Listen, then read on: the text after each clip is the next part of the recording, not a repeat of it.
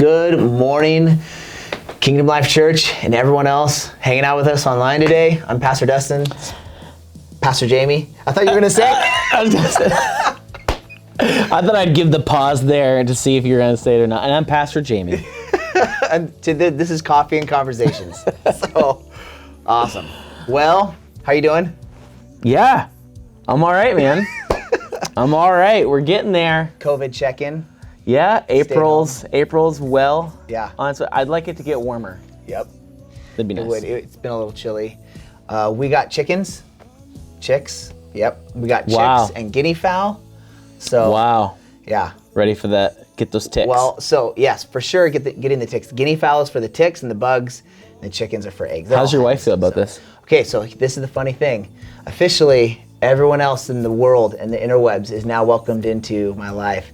We have, I think, successfully checked off every single one of her I will never statements. Wow. So I'll never marry a pastor, right?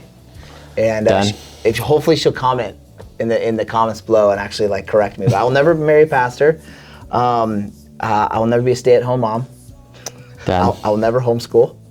Done. I will never have chickens. Done. I'll never have lizards, which we had lizards. Okay. Like reptiles of any kind. Sure. Yeah, I think those were the big ones. Like. Wow. Yeah, and the chickens were the last one. And most of these are all things that I didn't bring up, which is a fun marriage lesson, is to, as a husband, just intercede and pray for breakthrough and watch the Holy Spirit do a work in your spouse's life, you know? Well, Savannah, if you're watching. I'm so gonna pay for this. Oh, for reals though.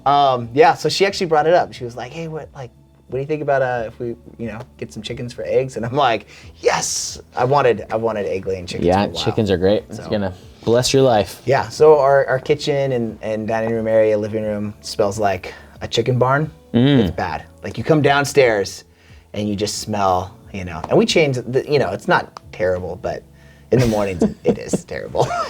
Yeah, well now your whole yard will smell like it. So. Yeah, well, I'm looking forward to it. The dog, we have a bull mastiff, and so she kind of sticks her head in the chick area and just sniffs them really strong. So I've sort of been on the edge of all she has to do. Just take it. Yeah, and there goes a little headless peep running around, and poor Adelie, I think she's probably going to kill a chicken before we have a wild just by animal. hugging it too hard. Oh my gosh, she grabs those things, squeezes them, and we're all like, gentle, and then she's like, I'm done, and then just does this business and chucks it into the little chick area, and so all of us, all the rest of the kids, we're all like, oh God. That's funny. Yeah, she just refuses to. And she cares. I mean, she's genuinely kind with him, but doesn't get it. That's funny. Yeah. Well, what are we talking about today? Well, yeah. So today, what I wanted to do is this last Sunday. So when this will get released, we'll be 2 weeks away. Right.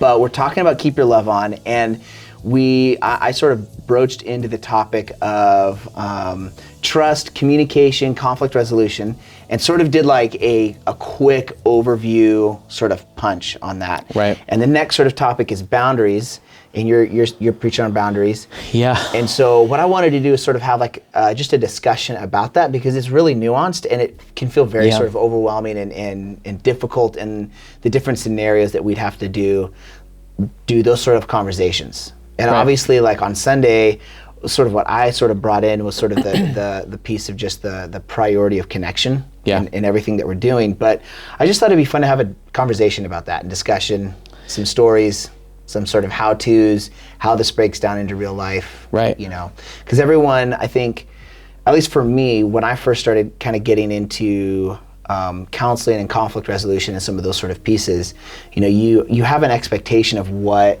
a good conversation is going to look like, or a good resolve. You have a potential problem, or you have to confront someone on something, and you sort of have a game plan of I did this class, I learned these skills, I learned these tools, and this is what this is going to look like. You get into it, and it all falls apart, and you at least I would walk away thinking man, what's my problem? Right. I can't do this. Who, you know what I mean? I will never be able to have a sort of confrontive conversation that goes well, or that kind of thing. Right. And I think it's just healthy to know you can have all the tools and it still goes bad. Right. Because we can't control the other individual. And every situation can be super nuanced, but it doesn't change our value system. It doesn't change sort of the mode that we use going into conversations like that, as well as just like normal life. And so I just wanted to sort of like get real with it, I guess. Yeah, well, I think you are bound to have, if you were going to deepen connection with anybody in your life, you are bound to have a moment where some honest feedback, some critical feedback, and some boundaries and confrontation is going to come up. Yeah. If it doesn't, I would question the authenticity of your connection. Yeah. And so friction's always going to happen. And I think this is a massive subject, like massive. We could do weeks on this subject alone.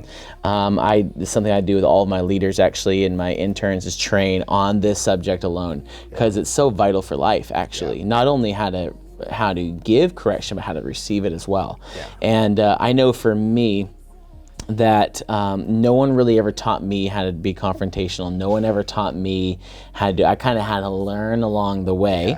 But what helped me actually learn the most was I had to create my own value system for confrontation of myself. Yeah. And so, like confronting other people or being confronted? Being confronted. Right. Okay. Like I remember the first time that someone ever quoted the proverb, the rebuke of a wise man is oil on my head. Yeah. And that verse alone, just like I had to sit with that for so long. Yeah. And before you know, it was like literally so quickly, I was like, somebody confront me. Somebody tell me what I'm doing wrong. Like, I was like, I want oil on my head, somebody, and so I actually started creating, like I began to realize that the more I subject myself to feedback, the more I subject myself to the wisdom and rebuke of wise people around me, actually increase the anointing of my life and the freshness and the joy of my life. Yeah.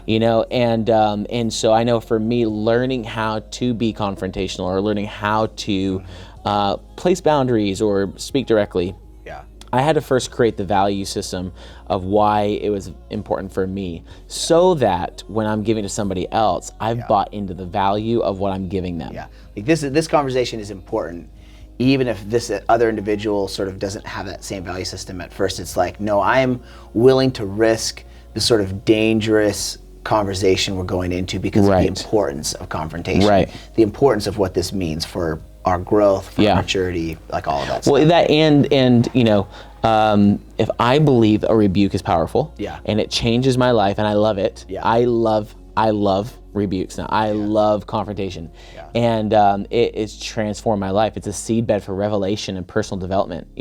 So I love it, and if I love it, then it says, "Do unto others, you'd have them do unto you." Okay, so not only is this conversation valuable, but now also I'm giving you something of value and worth, so I'm not afraid to give it to you because it's valuable if you'll take it, and I want to give it to you in a way that I would want to receive it. And so now I'm filtering it through my own internal process, my own internal identification with like how to communicate, how I want to be communicated, and it brings a measure of authenticity. Like we could go down the line of like how do this and don't do this and do this and don't do this, but I have found that if you simply like believe in what you are presenting, do it with empathy, then you are going to do it right. Typically, right? Typically. I mean, some people just can't get confrontation right. But typically it's gonna come off as really authentic. Yeah, it's interesting too, because like me and my wife, being Savannah, are like really polar opposites in terms of like I'm pretty confrontational. Like even just in my personality, people are probably laughing right now about that statement. Some people. Some people. My wife, however, at least when we first got married, was very like non-confrontational, like as a default. But what's interesting is even in that, watching her with relationships, people that she really valued, she was like connected with, that like she was still doing confrontation in her own way, but it was motivated out of that kind of thing that you're describing, like this value for the individual and value for what it means.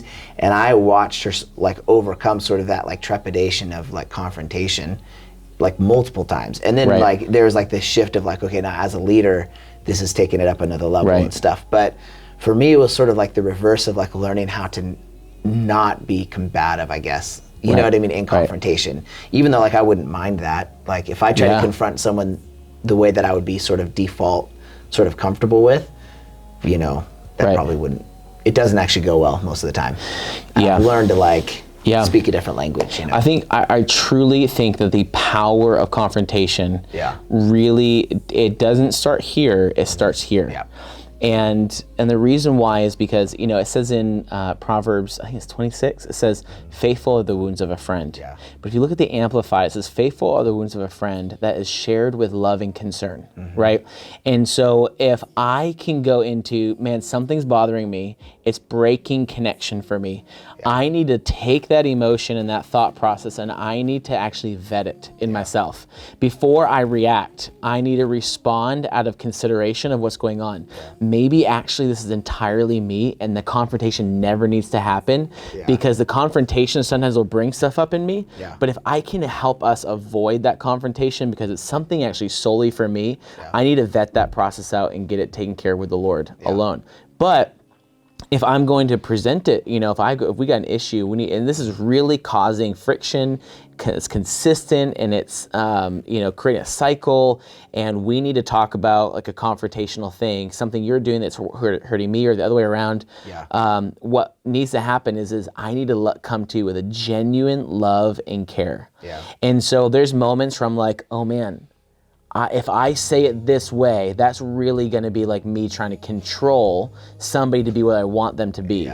So I'm like vetting now my own emotions to the process and saying like, I need to come out of my own vetting process with the Lord and prayer life with like my intention is like to show love and care and concern for who they are. And one of the things that I do actually, if like somebody is doing something that's, sorry, I hit that. Something that I do when like I'm frustrated or I see an issue is I actually will prophesy over people, even to myself. Like, God, who are they? And they are called to this, they're called to this, they're called to this. And then from that lens, I'll start seeing that they are operating opposite of who they're called to be. So now my conversation with them is out of like care to see them become who they're supposed to become, not out of what I want them to become. It's that verse where it's like, we regard no one according to the flesh. Right. But like, it's like that thing of like, we're seeing after the Spirit, we're seeing who they really are. And like, that is motivating confrontation. You know what I mean? That is motivating that sort of conversation in that context, Yeah, and if you can get God's heart, man, then all you have to do is deliver it. Yeah. I think it's important too to like, that piece that you started with of just like, hey, my own value for being confronted and like sort of that sort of process is really interesting. Like, I had a really strong value for that as well in terms of like my own personal, that same verse in Proverbs, there's like multiple ones where it talks about like the fool rejects instruction and like all of that kind of stuff. And so as a young person, I read a lot of Proverbs. It was a kind of a big conversation for me as a teenager, but I had such a strong value for that, but I would get mixed messages from like leaders in my life. Like I'd have some leaders like, wow, Dustin, you're so teachable. Like it's so amazing, it's so value, and then I get messages from other people about like, you just like constantly, like you just have this need to be right all the time, or like, you're so like, you are cocky and like this, like all these different like weird phrases. And I didn't understand like what was happening in the context, but what was happening is that like my genuineness in terms of receiving correction was still coming from a filter of like explanation or defending myself or insecurity. And so even though I wasn't rejecting the instruction, my own process of trying to figure out why I was doing something came out verbally and would like create this barrier in the conversation. So I was really thankful. I had a couple like really key leaders in my life that like gently like called me out on those areas. And so like, but it's interesting, like as that took place, it really helped shape the way I have conversations with people. Because you see that come up, what I mean? You're able to sort of like, let me help steward this. This is, Yeah, and I think that's, if you're going to be the one delivering confrontation, right? It says the rebuke of a wise man is like oil on my head. So you better be a wise man. If you're bringing a rebuke, be a wise man. Now, how do we find wisdom? Wisdom is found in the multitude of counselors. There are ways for us to process things with people around us that will actually vet our own heart and life. And let them ask questions. Like, oh, you're frustrated about that, huh?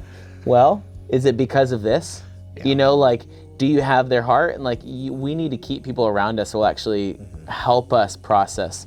And, if we are feeling tempted to like you said something and I want to immediately jump on it and like confront it, usually isn't going to go great. Yeah. You know, sometimes we need to take that and go to the Lord, and we need to process it, pray into it, you know, and get his heart, you know, and if we can do those like internal steps, usually we can walk out relationship, and all we're communicating is love and concern, and not just like control and frustration and reaction, and you know.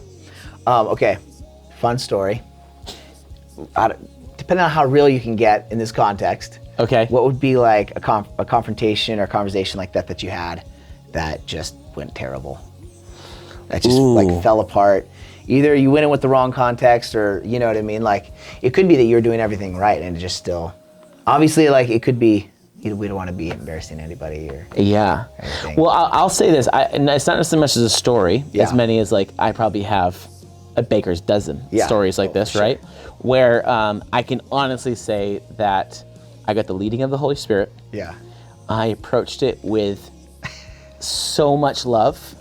I prophesied. I had their heart. And it like they didn't hear anything right. Right? And I've had many of those meetings like go really bad. And even they say it was fine, and then I find out afterwards that they're telling a completely different story, and they're like, Jamie did this and said this, and I'm like, what? You know, like, like if you were in that meeting, you know it wasn't that way. I've had that happen many times, and I'll be honest, some of those are the most fruitful moments. And the reason why is that sometimes it's the confrontations that go wrong that actually are the best. And it has to do, some people are unable to process information in the moment. And if you just go by what your eyes are seeing and your ears are hearing, you're gonna think this is going terrible. But the reality is that sometimes the friction brings some stuff up that will later get resolved. And actually, if it wasn't for that shaking and that tension, we would never actually get to the heart of the matter. And it might take time, and it might take another, like it might take this, you know, the dust settling and all that to happen to get to the real heart of it, because they're not ready in this moment. But like, it's almost like one conversation planted a seed, another conversation watered it, and it takes time to bring the harvest. And I used to get really frustrated, but now I understand and give permission and grace for people to have to work through our conversations and realize that not one conversation is going to always fix it. You actually touched on something keep coming back. You actually touched on something that's really important, and this is actually something that like I think it's probably one of the biggest things that keeps people from having confrontation is the potential for sparks and the potential for like negative like emotions and things being said, and like what like it all feels like it's going poorly, and in that process it sort of reveals the sort of the heart of the matter, and like it may take a couple conversations, it may take a follow-up of like, wow, that was like, you totally missed what I was saying, like, but it's this thing that I feel like it comes back to that a real meaning of the verse where it's like iron sharpens iron, and I think people sort of like the idea of that, of like, nice, we're too strong, it's like a sharpening stone, we're two strong people coming together to make something happen. No, a sharpening, like iron sharpens iron, that's a grinding wheel of sparks and like pain, and burrs are getting formed, and if you grind the wrong way, it like wound of a friend. Like it's not like the kiss of a friend. No, and I think that there is something that like, I remember a few years ago, like I had to have a couple of meetings like that, and I was like sort of dialoguing with my wife, and then it was a mentor as well, and the conversation was similar, like, or do you feel nervous about having to have these conversations that are not going well? And honestly, it was like, you know what, I can't let my fear of the confrontation going poorly keep me from this, because this is really necessary. Like this, we have to have this conversation, and I don't know how to have it. I don't have all the tools, but I know my heart's in the right place. Like I've done this stuff. I've sought the Lord, prophetic word type stuff, seen him after the Spirit. Like I have healthy boundaries. I'm gonna do the you suck sandwich sort of like conversation piece of like. Those that don't know what that is, that means I love you. Something is not right, but I really love you. Put it together. The hero sandwich, you know. The hero sandwich is the better way to say it. But like I have all those pieces, and it's still not going well, but it's like I trust my ability to clean up my mess so well that like I've had to do it so many times, and I've seen the fruit of it, that like if I'm in this meeting and it goes badly, I know how to apologize. I know how to take responsibility for my stuff. And you know what I mean? Like in that context. And so I can trust that like, as sparks are flying, as things are getting stirred up, we're going to be able to sort of like clean this up and take care of it as we move forward. And like that sort of being a safety net for myself a little bit in those meetings. Yeah. Or those moments, because it really is, there are sparks. Yeah. And it's hot and it's painful at times. And like, that's part of the process. You know? It really goes back to some of those other conversations about we're powerful people. Yeah. We make powerful decisions. Yeah. And that we value connection, and we are not going to call this a genuine, authentic connection if we're not able to have these. I think sometimes we avoid because we don't want to lose what we have, and we don't want to break connection by having honest conversations. It's a big risk. It's a risk, but it's a risk that has to be taken to deepen connection. Yeah. And I've always felt that after those moments that were deeper because of it. And you know what was created confidence in me is knowing that I am a powerful person and I'm here. And no matter how this meeting goes, I'm not going anywhere. Yeah. Our relationship and connection is not on the line. I just want to refine it. I just want to go deeper with you. I just want to remove the obstacles. Like disconnection, we're not going to walk away and be disconnected. That's not on the line.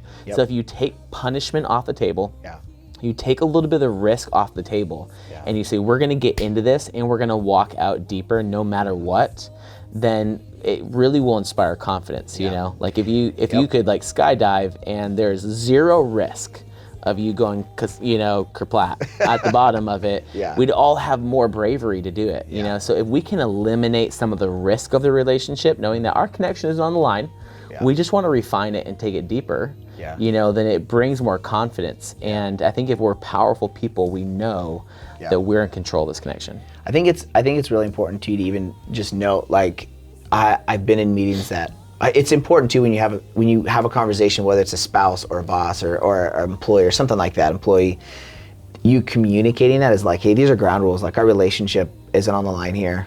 Like love is non-negotiable. Like we're not, like this isn't affecting that. We just have to talk through this is really good and it's important. But what sends a stronger message is how you behave and respond after the meeting is over. Right.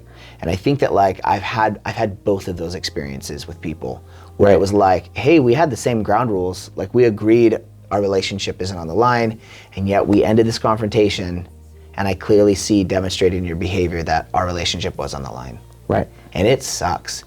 And that's the painful part of like when confrontation, like that for me personally has like put a bit of a trepidation at times where it's like, I know we're all agreeing that our relationship is on the line, but I've seen it happen. You know what I mean? And I've had it many people have come to me with confrontation before. Like they want something to be different. They really believe something should be different than it is.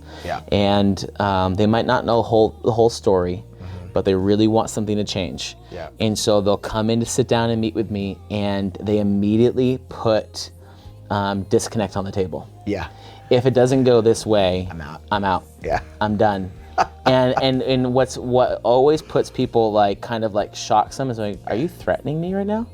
And they go, well, no, it's not a threat. I'm just letting you know what I'm going to do if it doesn't go a certain way. And I'm like, and then I go, but do you understand that like I love you? And what you're saying is that you're not going to be connected to me. So to me, that's a threat. Because what you're saying is that you're going to withhold connection from me unless something goes the way that you want it to. Did you realize that's a threat? That you're actually taking something important from me if I don't do what you want me to do. That's control. You know what I mean? And helping people understand that like if you really want honest in marriages, like take the threats off the table, take disconnection off the table. Like if you really want healthy connection and honest feedback, you don't want lying, you don't want sugarcoating, any of that kind of stuff. You want to get really deep with someone, make sure to get all the threats off the table, and now we can actually have a deepening, heartfelt, authentic connection together that is honest and confrontational when needed, and will come out stronger. It's really hard to delineate between ultimatums and threats and healthy boundaries for people. Because like the famous quote that I love is like, shoot, what is it? It's a good quote. It is a good quote. My mind just went so blank. That must mean we're supposed to wrap this up or something. Dang, it just is like boundaries, like it's insecure, confidence will look like arrogance to the insecure. at times. And then like the same thing of like healthy boundaries can't, like people will get offended out of insecurity when they bump into healthy boundaries. And so like there's this dynamic that gets thrown in there sometimes where you'll see people like accuse a healthy boundary of being an ultimatum or whatever. Right. Do you know what I mean? Or a person's attempting to use a boundary, but really what they're doing is they're looking to manipulate the conversation, or they're giving an ultimatum. Well, I think that's it, right? A threat is like, I want to let you know before we even begin discussing that this is where it's going to go if you don't do X, Y, and Z. It's a threat. Yeah. An ultimatum could definitely be like, we have come to uncrossable waters. Yeah. I can't make a bridge. Yeah. And the outcome now is I want to be really honest with you. Yeah. I'm not sure I can go that way. Mm-hmm. And I understand if that breaks connection. This is the ultimatum of our, this is what we've come to. This is the end result of our discussion. I'm being honest with you. I'm not threatening and trying to control the narrative. Yeah. I'm just letting you know this is where I'm at and I'm not sure I can go there with you. Yeah. Like we can't continue together in this direction. Right. Like I have to go this direction. The boundary in my life is that, and sometimes it's like over moral issues or perceived whatever's, and like I've seen like really, really close relationships part ways in a very painful and real way, but it was healthy in the context of like we're going different directions, and this is like, but there was still like honor and respect to each other. There wasn't, I don't know if that makes sense. It wasn't, it was done in a healthy way in that context. Where it wasn't with accusation and hurtful, sort of hateful things being said. Well, I think just for everyone watching, I think, the reality is that going back to what we said is like creating a value system for honest feedback, dialogue, confrontation, rebukes when necessary. But before giving it, really like internally processing and vetting with the Lord the condition of your heart and what you are trying to accomplish, creating vision for the, the wound of a friend is faithful, and the rebuke of a wise man is oil on my head, like creating that for our own lives and delivering the same thing that we would desire to receive. And at the same time, realizing that, it's a necessary part of having like family-like connections in our life with the people around us. It's so valuable to learn to do this and to give ourselves to it. Yeah, so there you go. So it's a kind of long one, but I hope that really helps everybody, especially right now. Yes. There's probably lots of friction in the household. Oh man, that's why I want to talk about it. So that's right. Yeah, bless you guys. Honestly, if there's more questions, or if this is like brought up an area where you realize you have maybe an unhealthy perspective, or your family context or the zone that you are familiar with confrontation, this still feels really scary or unhealthy, I honestly like read the book, but like reach out to us. Call, email, whatever, reach out to someone that has healthy confrontation in their life, because this is an area worth going after. Absolutely. Like for your relationships, your friendships, parenting, marriage, just friends in general. Like this is a huge issue to really like tackle in your life, whether you're the scary confronter, sort of whatever, like that was my zone, or you're sort of like the avoid confrontation. Both of those extremes need to be dealt with, and you need to come to a healthy place, in this area. So it's good. Yeah. Love you all. Miss you all. Bless you guys.